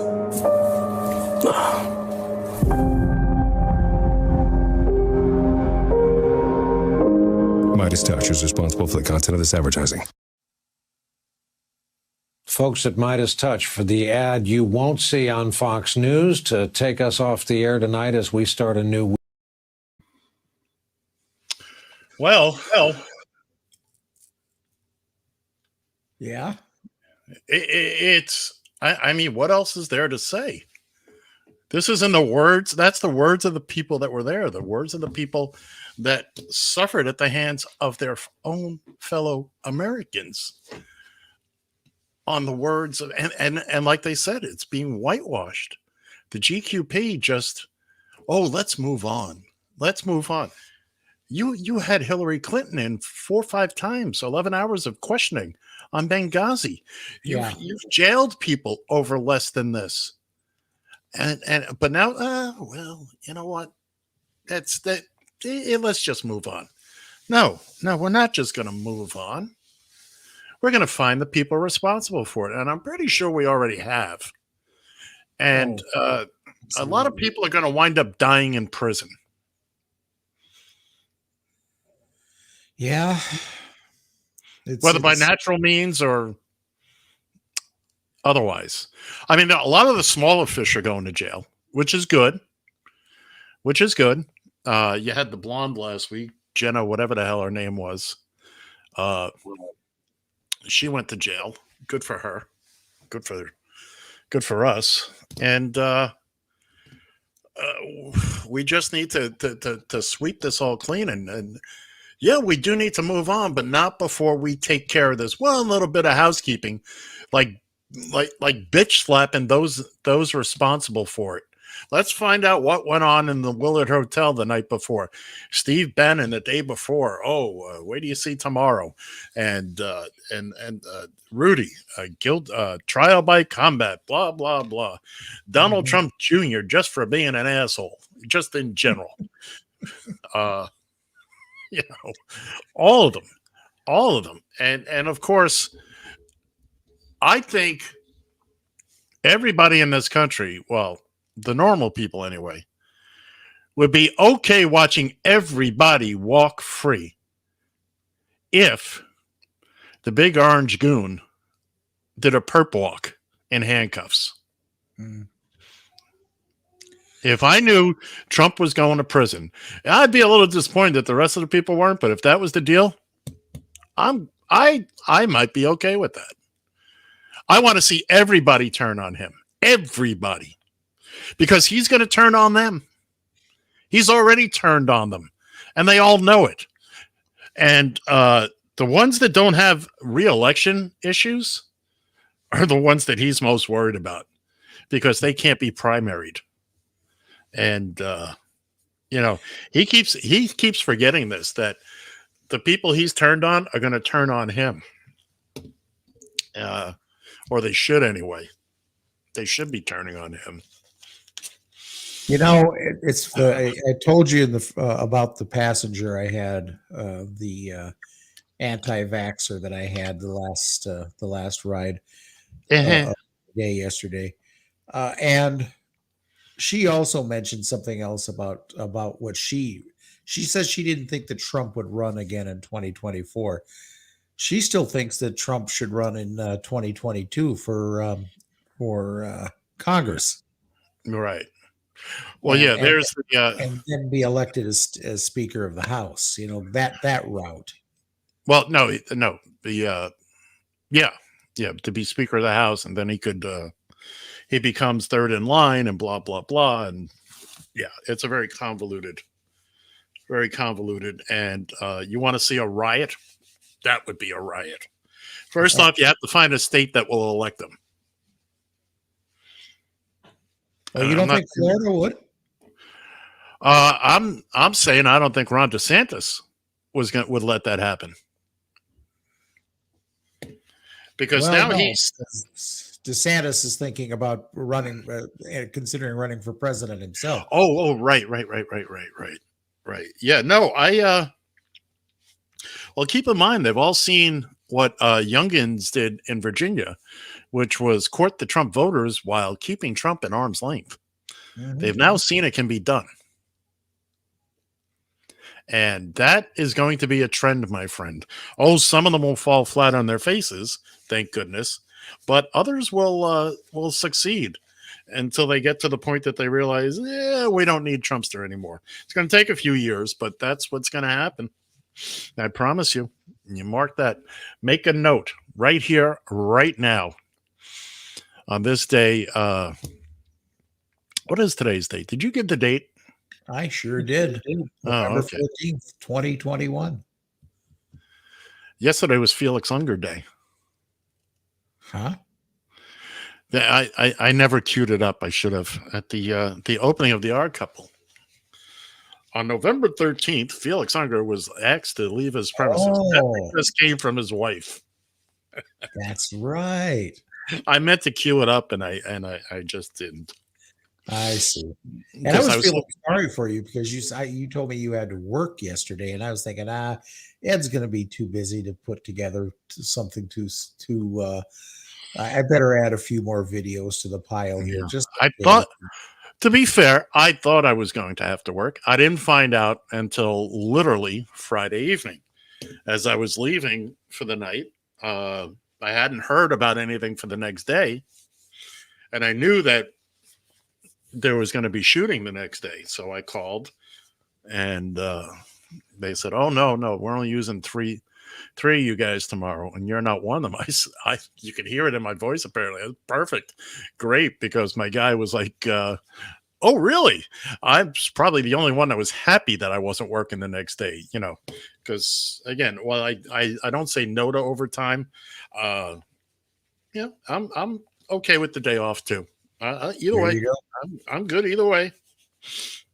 Well, this ought to make your day. This is from Tommy Christopher there of Mediaite. All right.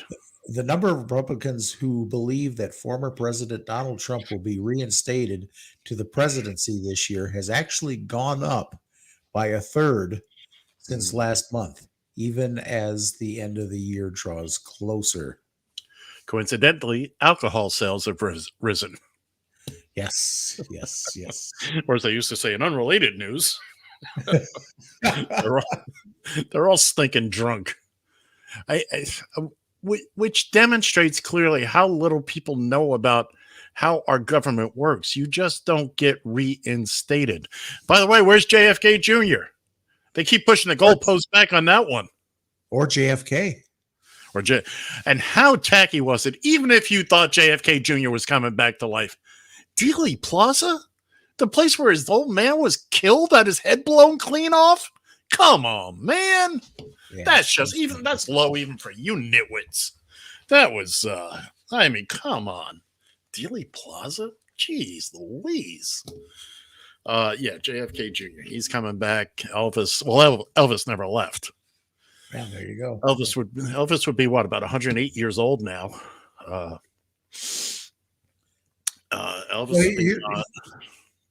Here's something that'll also continue to make your day.